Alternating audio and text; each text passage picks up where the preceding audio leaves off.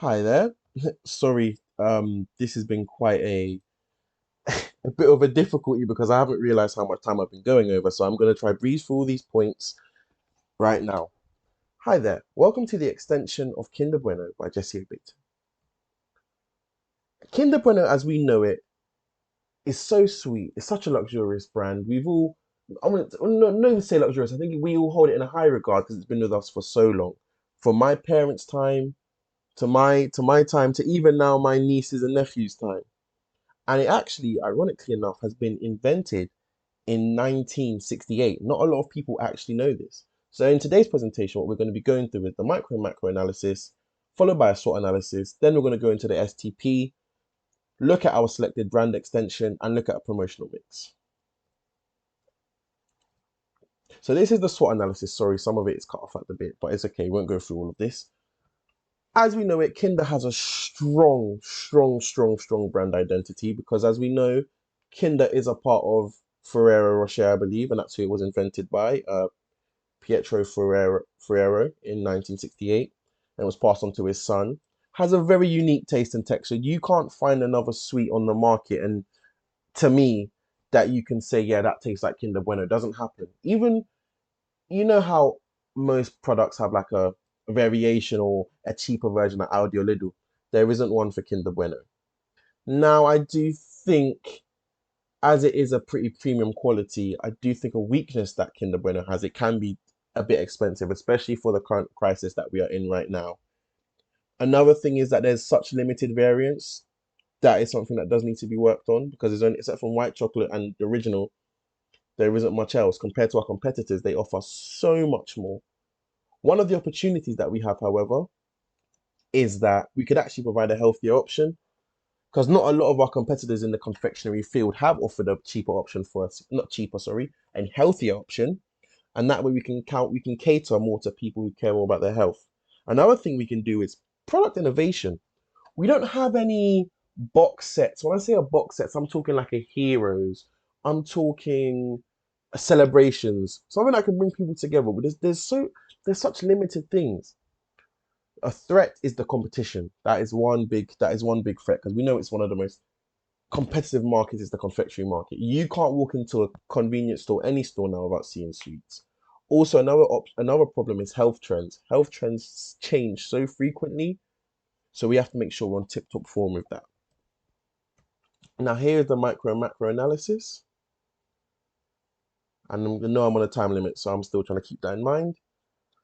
Our customers, we tend to appeal to young adults and teenagers a lot. I think due to how easy it is to just grab something so light and quick like a Kinder Bueno that you know it's going to be nice, you know what you're going to get, you know it's going to taste nice, easy.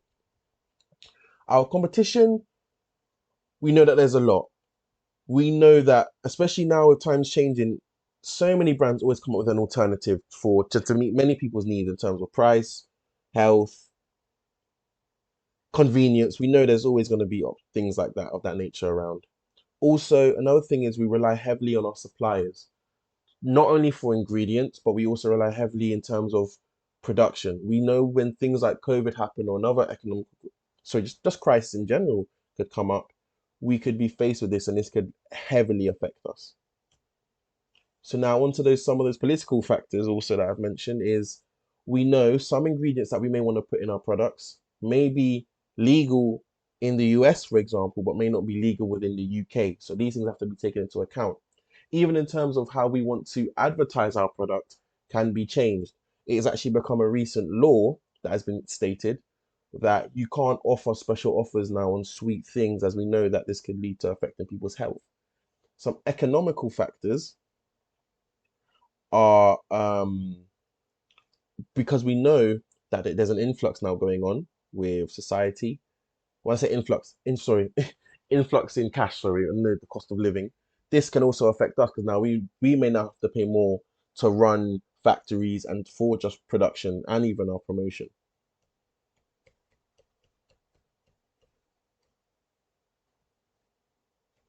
Sorry, trying to go on to the next point. No, we don't have.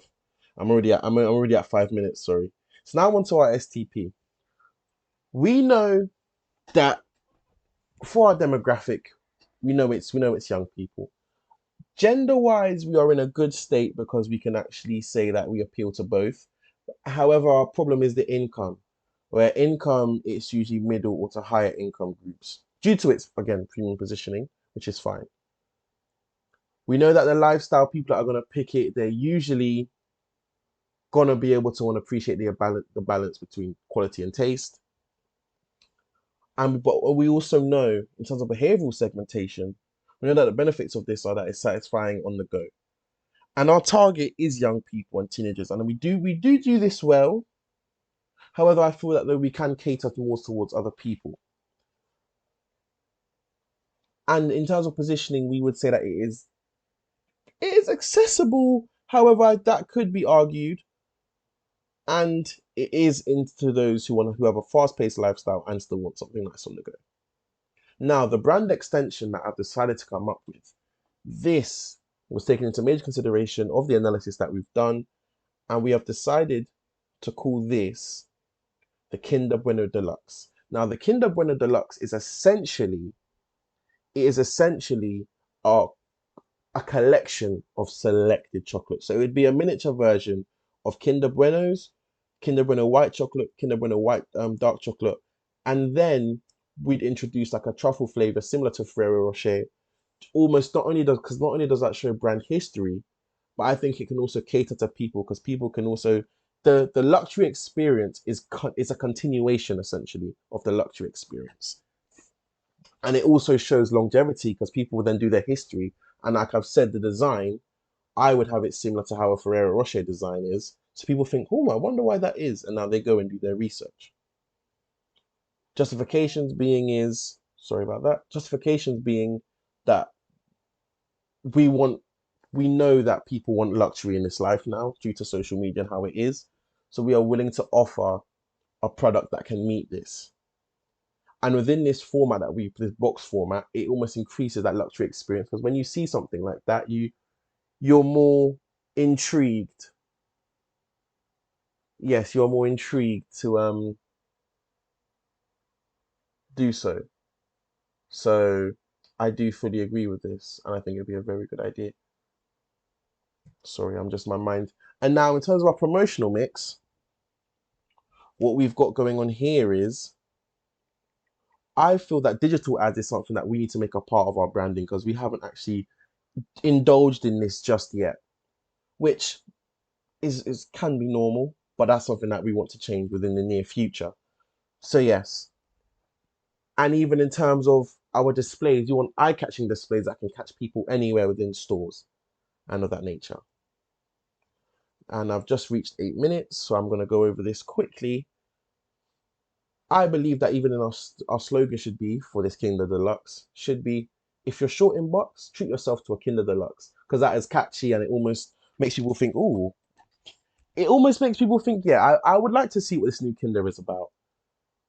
And what we are aiming with this is we want to create a shared joy that people can all enjoy together, and it just brings people together.